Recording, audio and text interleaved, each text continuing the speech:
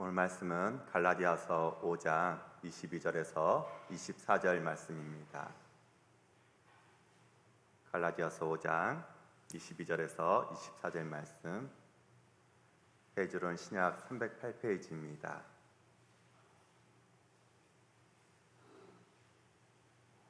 네, 우리 세 절 다 같이 한 목소리로 같이 읽겠습니다.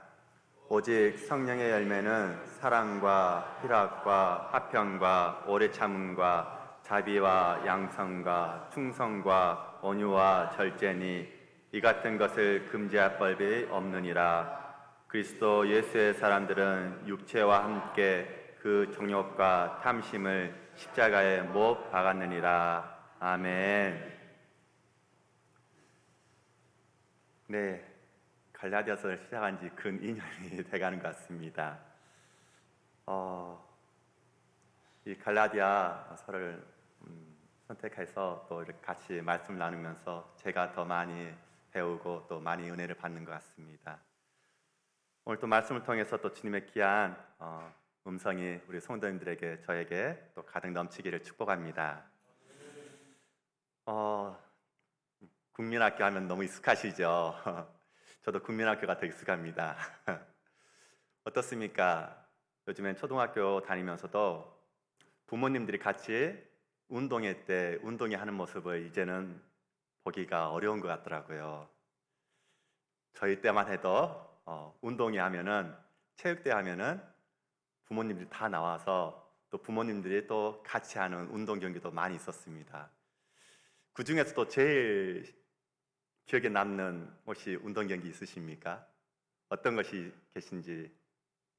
많은 것 중에 뭐 박 터뜨리기도 있었고, 이어달리기도 있었고, 줄다리기도 있었고, 씨름도 있었습니다. 애들은 저리 가라, 부모님이 대신 맞붙어서 하는 힘장도 있었는데요. 그 중에 줄다리기가 마지막에 꽃을 이뤘던 것 같습니다. 어떻습니까? 양쪽으로 편을 나눠서 백군 이겨라, 천군 이겨라 하면서 줄다리기를 합니다. 그 가운데 빨간 리본 딱 달아놓고 가운데에서 심판이 총을 들고 있습니다. 화약총을. 다 일어나서 붙잡고 화약총을 탁 하죠. 처음에는 힘이 대등한 것 같아요. 딱 움직이지 않아요. 근데 서서히 조금씩 움직이가 되면 어떻습니까? 이 움직임이 갑자기 팍 쏠려버리더라고요. 대부분 줄다리기가 조금씩 밀려나가다가 한 번에 확 밀려나가는 것을 보게 됩니다. 두 번째 경기, 세 번째 경기도 다른 사람들이 반칙을 하지 않는 한 변함이 없는데 어떻습니까? 바로 이런 현상들이 우리의 믿음의 모습 가운데도 우리의 육체의 모습들이 많이 나온다는 것입니다. 우리 몸 안에는 강한 두 힘의 세력이 있습니다. 육체의 마귀가 속삭입니다. 성령님이 속삭입니다. 그런데 하나의 힘은 죄짓는 방향으로 우리를 너무나 쉽게 끌어들입니다. 너무나도 익숙해서 그 힘에 따라 행하는 게 너무나 쉽습니다. 주님의 십자가 별 아래에 새로 태어난 우리 성도님들도 애일 수가 없습니다. 구원받은 성도인 우리들도 육체의 일을 따라 행할 때가 너무나 많은 것을 우리가 알기 때문이죠. 오늘 본문 문제의 발단은 갈라디아 교인들이 복음을 받았는데 포기했다는 데 있다는 것입니다. 그 대신 그들이 율법적 신앙을 받아들이기 시작하죠. 더 나은 신앙생활을 위해서 복음을 포기하고 율법으로 돌아갔던 갈라디아인들, 그들은 복음이 너무나도 어설프고 너무나도 엉성해 보였습니다. 왜요? 그들은 좀 더 철저하게 행동 교범을 정해주는 율법을 따를 때 이게 복음을 믿는 것 같다는, 훨씬 더 경건에 도움이 되는 것 같다고 생각했던 것이죠. 저도 한때는 주일에 뭐 사으로 먹으러 가면 안 되는 걸로 저도 그때 고등학교 때까지는 그렇게 생각을 했었던 것 같습니다. 왜요? 교회에서 그렇게 이야기를 했기 때문에. 전사님이 주일에 사 먹으면 안 돼, 율법이야, 죄야 라고 그때 당시에는 저는 그렇게 들었거든요. 그런데 나중에 알고 보니 우리가 너무나 이 율법에, 이 글자에 묶여 있어서 너무나 성령님의 그 자유함을 누리지 못했다는 것을 알게 됐습니다. 사실 유대교회 훈련을 받다가 교회에 들어온 사람들의 실망이 바로 이것이었습니다. 사도들이 전하는 예수님의 복음 정말 좋았습니다.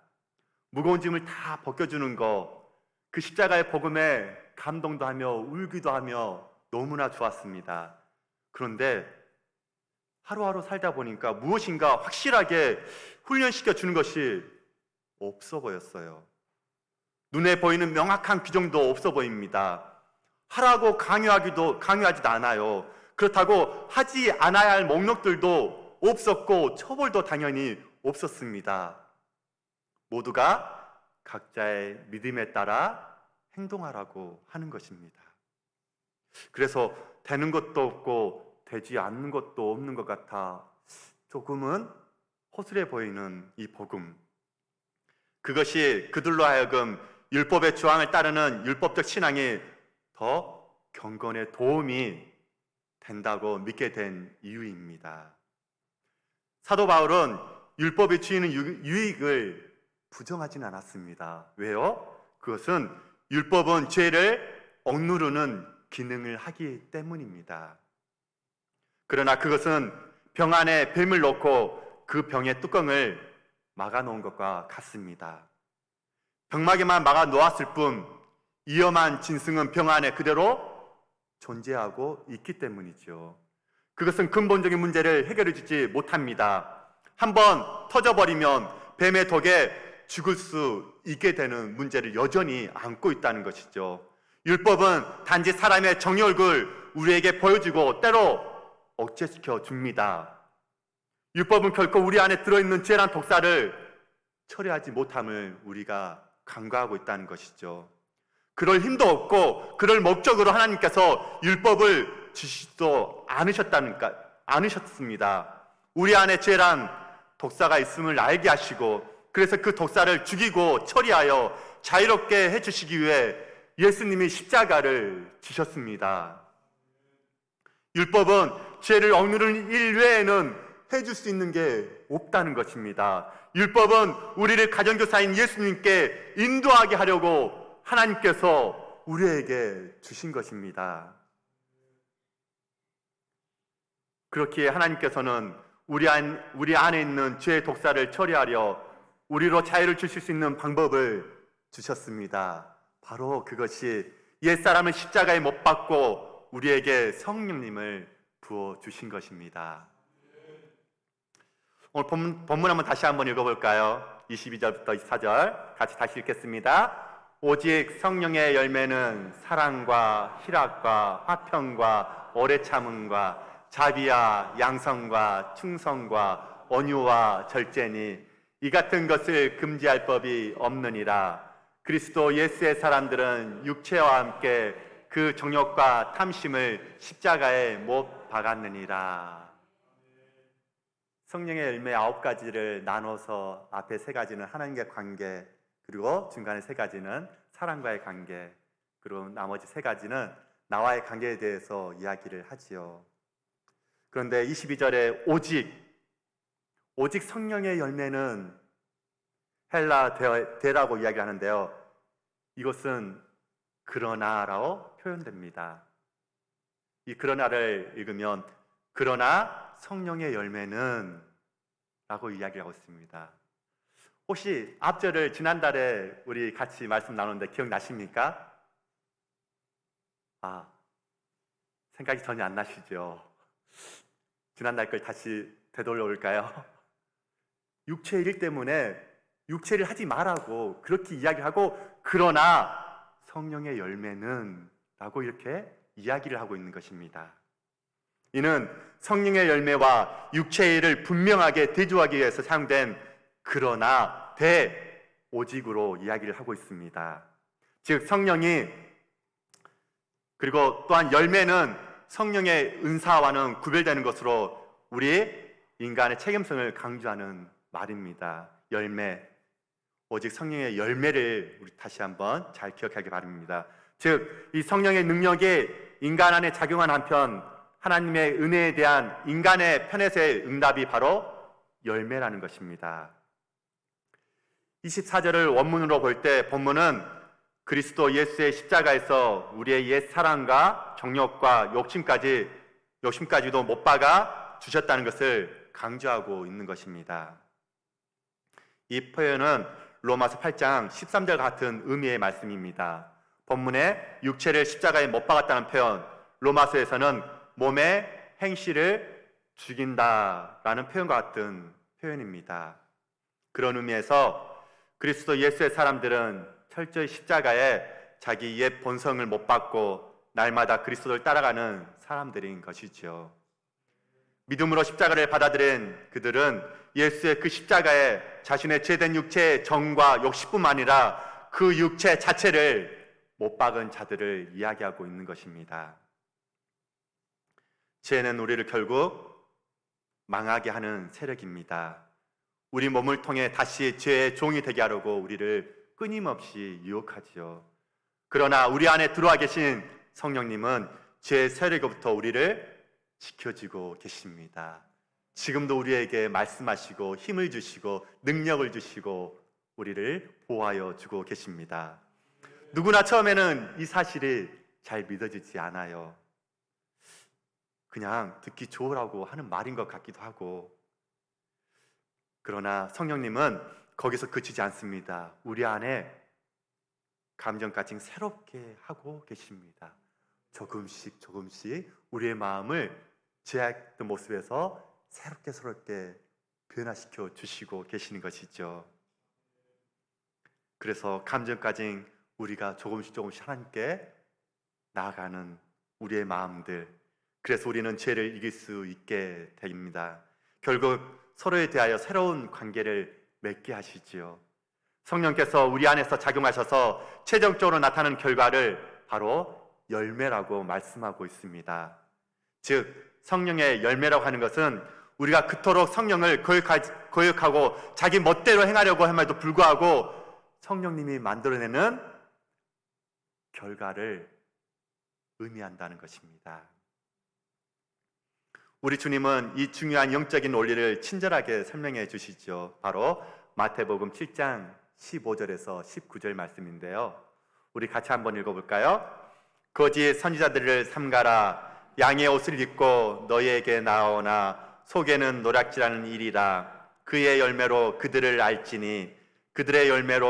알지니 가시나무에서 포도를 또는 엉겅퀴에서 무화과를 따겠느냐. 이와 같이 좋은 나무마다 아름다운 열매를 맺고 못된 나무가 나쁜 열매를 맺나니 좋은 나무가 나쁜 열매를 맺을 수 없고 못된 나무가 아름다운 열매를 맺을 수 없느니라. 아름다운 열매를 맺지 아니하는 나무마다 찍혀 불에 던져지느니라. 아멘. 이 말씀이 무엇을 의미하는 걸까요? 아름다운 열매를 맺자는 이야기일까요? 아니면 아름다운 열매여야 한다는 것을 이야기할까요? 아닙니다. 바로 아름다운 나무여야 한다는 것을 지금 이야기하고 있습니다. 아름다운 열매를 맺지 아니하는 나무마다 찍혀 불에 던져오니라. 아름다운 열매를 맺자는 것이 아니라 아름다운 열매를 맺을 수 있는 나무여야 한다는 것입니다. 성령을 쫓아 행하면 육체를 쫓아 행할 수가 없습니다. 성령님은 우리를 좋은 열매 맺는 포도나무, 즉 예수님께 접붙여 주셨고 그 열매를 맺게 하시고 있다는 것입니다. 갈라디아 교인들은 예수님을 믿는 자들이었습니다. 바울 사도는 그렇게 예수를 믿는 이들에게 여전히 육체의 열매를 맺을 수 있다고 지금 이야기하고 있어요. 성령의 사람인데도 불구하고 육체의 열매를 맺을 수 있다고 이야기하고 있는 것입니다. 왜 그렇게 되는 것일까요? 바로 우리 육체 안에 죄의 세력이 아직 남아있기 때문입니다. 그래서 그걸 몰아내기 위하여 성령의 인도하심을 받으라고 이야기하고 있는 것입니다. 날마다 옛사람의 성품이 올라올 때마다 십자가에 못 박아야 합니다. 그리고 성령의 인도하심을 받고 순종해야 합니다. 성령의 인도하심을 따라가십시오. 성령의 감동하심에 순종하면서 우리가 믿음으로 살아갑시다. 그렇게 예수님 나무에 붙은 가지가 되어서 성령을 따르는 성도는 성령님이 좋은 열매를 우리에게 맺게 해주신다고 약속하고 계십니다. 바로 이것이 성령의 열매들입니다. 아멘. 하나님께서 바로 옛사람이 죽은 우리에게 새 마음을 주심에 감사합니다. 바로 새 마음을 얻기까지는 우리가 평화를 얻을 수가 없습니다. 이 마음은 그리스도 예수 안에서만 얻을 수 있기 때문이지요. 그렇게 우리에게 새 마음과 새 본성, 새 삶이 필요하다는 사실을 우리 예수님이 아셨습니다. 그래서 인간의 본성을 입고 내려오셨지요. 또한 인간의 죄된 본성을 그분 자신에게 연결시켜 정화시키시고 신적인 성품에 우리를 참여시킨 후에 되돌려 주심으로써 정화되고 깨끗해진 새 인류를 만드시기 위해서 그분이 십자가에 죽으셨습니다. 바로 그 십자가의 복음이 주는 메시지를 다시 한번 우리가 상기하길 바랍니다. 부활하신 주님께서 성령으로 우리 안에 들어오셔서 당신께서 주신 새 마음으로 새 사람을 만들어 가고 계십니다. 마침내 그리스도의 장성한 분량에 이르기까지 우리를 계속 인도하시는 성령님의 귀한 은혜가 오늘도 가득 넘치시기를 주의 이름으로 축복합니다. 사도 바울은 이 원리를 이렇게 설명합니다.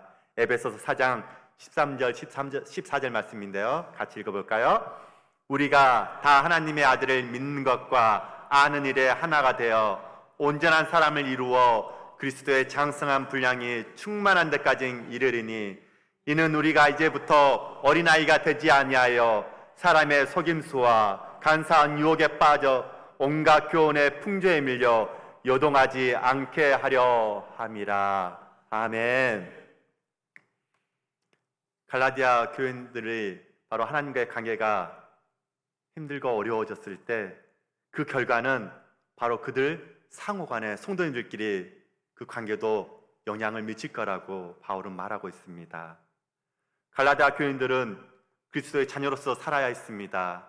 갈라디아 교인들이 소유한 그리스도의 안에서의 자유는 그들이 좋아하는 대로 마음껏 죄를 범해도 되는 자유가 아니었습니다. 방종이 아닙니다. 자기 방종이 빠지고 서로 사랑하지 못하는 것, 항상 사람들이 은혜를 안다고 말하지만 사실은 은혜의 복음을 제대로 알지 못할 게 나타나는 현상임을 우리가 알아야 됩니다. 그렇게 바울이 전한 은혜의 복음은 죄를 지어도 되는 자유가 아닌 죄를 짓지 않아도 되는 자유였던 것이지요. 성령님께서 우리를 거듭나게 하셨습니다.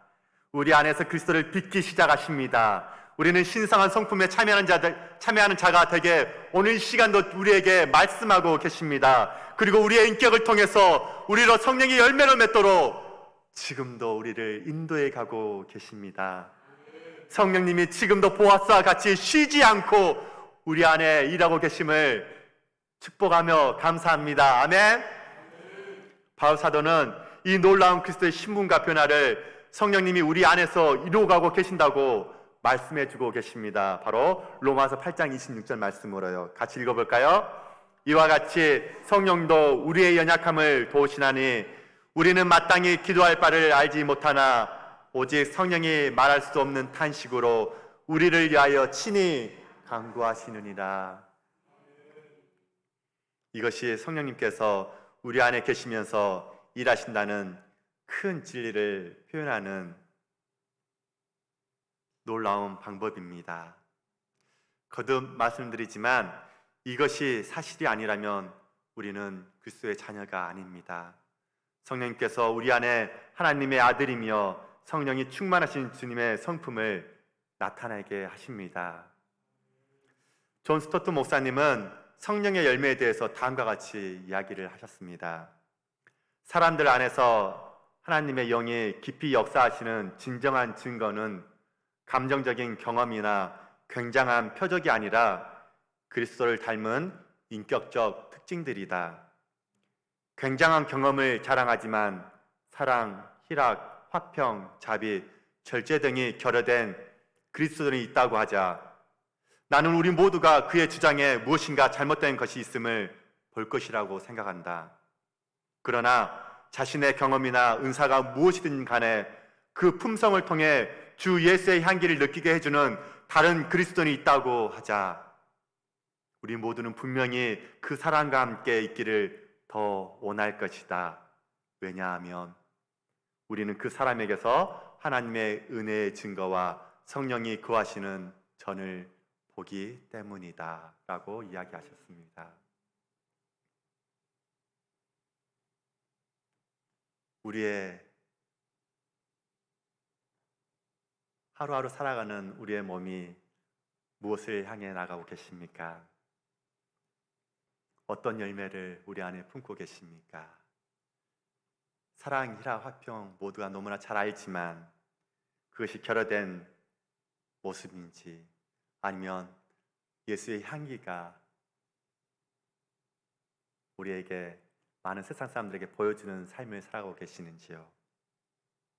바울은 그리스도인이 하나님께서 주신 자유를 가지고 방종하며 살 수 없는 이유에 대해서 갈라디아서 오늘 24절에서 이렇게 또 이야기하죠.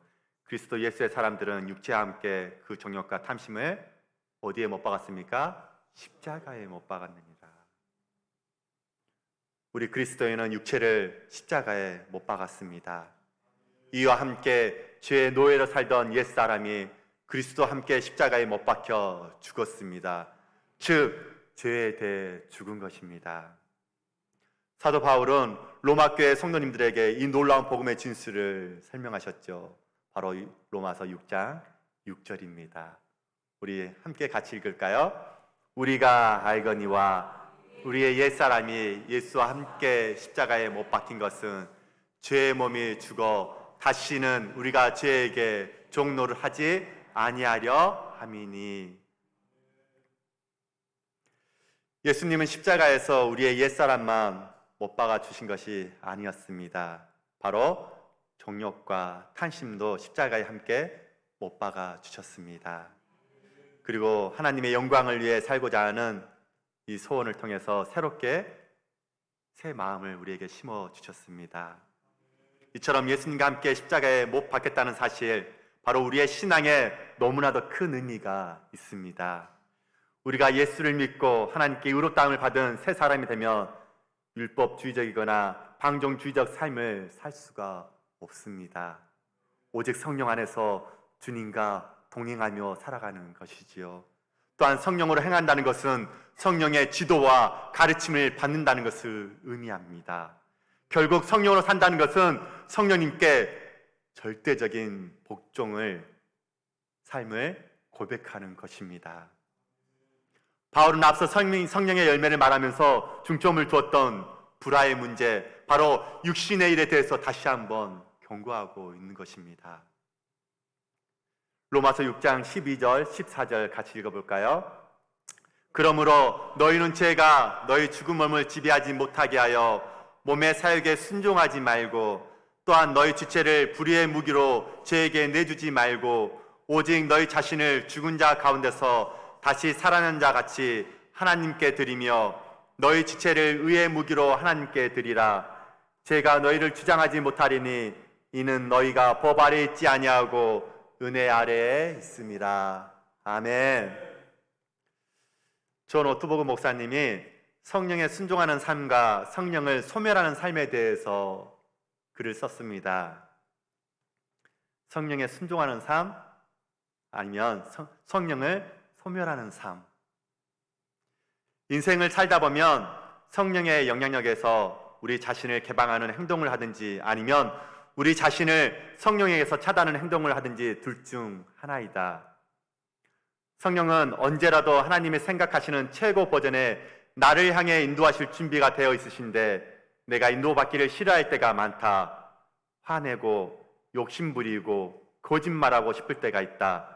분노하고 불안해하고 남보다 우월해 보이려고 한다. 그런데 이런 습관이 형성될수록 더 자주 성령을 소멸시키게 될 것이다.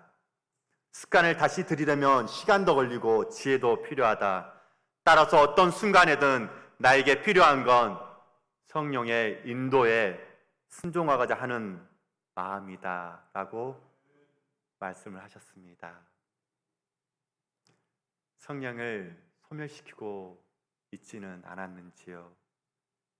하루하루 성령님이 인도하셔서 우리에게 계속 말씀하고 계십니다. 성령님의 그 말씀에 순종하며 온전히 그 은혜를 누리는 우리 모두가 되기를 주의 이름으로 축복합니다. 말씀을 마무리하려고 합니다. 사랑하는 성도 여러분, 우리의 인생은 단 한 번뿐인 인생입니다. 이 한 번뿐인 인생을 육체의 헛된 일을 도모하는데 낭비하지 마십시다. 육체의 정욕이 일어날 때마다 예수님께서 우리를 자유하게 하시려고 흘리신 그 보혈을 다시 한번 기억합시다. 예수님께서 당하신 십자가 고난을 기억하십시오. 예수님은 우리를 죽기까지 사랑하셔서 우리에게 값비싼 자유를 주셨음을 다시 한번 깨닫고 다시 한번 기억합시다. 이러한 자유를 통해서 하나님을 사랑하고 이웃을 사랑하며 오직 성령의 인도하심을 따라가는 인생으로 살아갑시다. 성령 충만을 받아 내적으로는 성령의 열매를 맺으시고 외적으로는 복음의 담대한 증인이 되어서 하나님의 영광을 위해 살기로 오늘 시간도 결단합시다. 우리 안에 성령으로 와 계신 포도나무 예수님께 딱 붙어 삽시다. 그래서 예수님이 맺게 하시는 성령의 열매를 풍성히 맺으며 신앙하는 우리 모두가 될 수 있기를 예수님의 이름으로 축원합니다. 기도하겠습니다. 사랑의 하나님 아버지, 육체의 일을 우리들이 얼마나 세상 가운데 쫓아가며 당연하게 행했던 모습들이 많음을 고백합니다.